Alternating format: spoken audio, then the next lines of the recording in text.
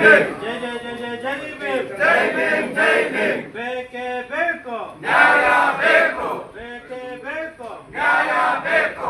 ರಕ್ತವನ್ನು ಚೆಲ್ಲುತ್ತೇವೆ, ನ್ಯಾಯವನ್ನು ಪಡೆಯುತ್ತೇವೆ, ರಕ್ತವನ್ನು ಚೆಲ್ಲುತ್ತೇವೆ. ಜೈ ಜೈ ಭೀಮ್, ಜೈ ಭೀಮ್, ಜೈ ಭೀಮ್.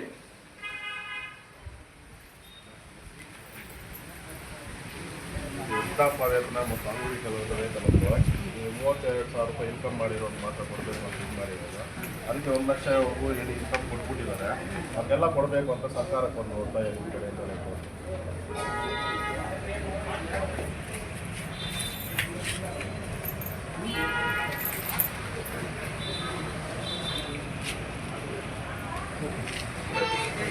ಏನಾಗಿದೆ ಅಂತ ಶ್ರೇಣಿಗಳಲ್ಲಿ ವಯಸ್ಸನ್ನು ಕೂಡ ಮರೆಮಾಚಿ ಕೆಲವೊಂದು ಸರಿ ವಯಸ್ಸನ್ನು ಕಡಿಮೆ ಅಂತ ಹೇಳಿ ಕೆಲವೊಂದು ಪ್ರಮಾಣ ಪತ್ರಗಳನ್ನು ಮಾಡಿಸ್ಕೊಂಡಿದ್ದಾರೆ. ಮತ್ತು ಆದಾಯವನ್ನು ಕೂಡ ಕಡಿಮೆ ಅಂತ ಬರೆಸಿ ಕೆಲವೊಂದು ಪಿಂಚಣಿಗಳನ್ನು ಪಡ್ಕೋತಾ ಇದ್ದಾರೆ. ಸರ್ಕಾರ ಈಗ ಅದನ್ನು ಪರಿಷ್ಕಾರ ಮಾಡಿದೆ. 32,000 ಆದಾಯವನ್ನು ಮಿತಿಯನ್ನು ಮಾಡಿ ಮತ್ತು ಜೊತೆಗೆ ವಯಸ್ಸನ್ನು ಕೂಡ ಪರಿಶೀಲನೆ ಮಾಡಿ ಪರಿಷ್ಕರಿಸಿ ಇದನ್ನು ನೀವು ವೆರಿಫಿಕೇಷನ್ ಮಾಡಿ ಯಾವುದು ಸರಿ ಇದೆಯೋ ಅದನ್ನು ಇಶ್ಯೂ ಮಾಡಿ ಅಂತ ನಮ್ಗೆ ಆದೇಶ ಬಂದಿರೋದ್ರಿಂದ ಎಲ್ಲ ಗ್ರಾಮಾಡಳಿತಾಧಿಕಾರಿಗಳು ಕೂಡ ಇದನ್ನು ಪರಿಷ್ಕರಿಸ್ತಾ ಇದ್ದಾರೆ. ಈಗ ನಿಜವಾದ ವಯಸ್ಸು ಎಷ್ಟಿದೆ ಏನು ಅಂತಕ್ಕಂಥದ್ದನ್ನು ಮತ್ತು ಅವರ ಆದಾಯವನ್ನು ನಾವು ಪರಿಶೀಲನೆ ಮಾಡಿ ಇವರಿಗೆ ಆರ್ಡರ್ಸನ್ನು ಇಶ್ಯೂ ಮಾಡೋದಕ್ಕೆ ಕ್ರಮ ತೆಗೆದುಕೊಳ್ತೀವಿ. ಜೊತೆಗೆ ಮಹಾನಾಯಕ ಯುವಶಕ್ತಿ ಸಂಘದ ವತಿಯಿಂದ ಇವರೇನು ಮನವಿಯನ್ನು ಕೊಟ್ಟಿದ್ದಾರೆ ನಾವು ಅದನ್ನು ಕೂಡ ಜಿಲ್ಲಾಧಿಕಾರಿಗಳಿಗೆ ಕಳಿಸಿದ್ದೇವೆ.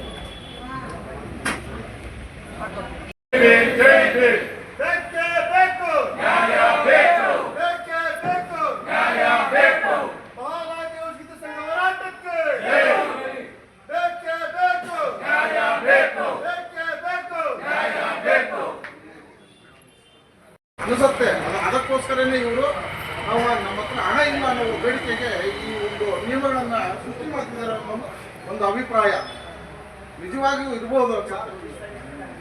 ಇಂಥವ್ರ ಪಾಪ ಮುದುಕರು ಈಗಾಗಲೇ ಅವ್ರು ಕೊಡೋದೇ 800 ರೂಪಾಯಿ. ಇವರು ಸುತ್ತಾಡೋದಕ್ಕೆ ಖರ್ಚಿಗೆ ಸಾಕಾಗ್ತಿರೋ ಸಾಲ ಸೂಲ ಮಾಡ್ತಿರೋಂಥ ಸಂದರ್ಭದಲ್ಲಿ ಇವ್ರು ಕೊಟ್ಟು ಪ್ರಯೋಜನ ಏನಿದೆ?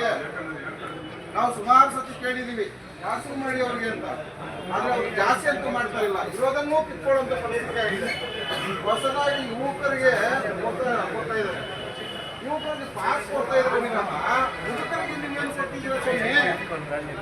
ಮುದುಕರು ಕೊಡಿ, ಅವರಿಗೆ ರೋಗಿಗಳಿದ್ದಾರೆ, ಅವ್ರ ತಂದೆ ತಾಯಿಗಳನ್ನು ಸಾಕದೇ ಇರುವಂಥ ಕುಟುಂಬಸ್ಥರು ಎಷ್ಟೋ ಇದ್ದಾವೆ, ಅಂಥವ್ರಿಗೆ ಕೊಡಿ, ಅವ್ರ ಜೀವನ ನಡೆಯುತ್ತೆ.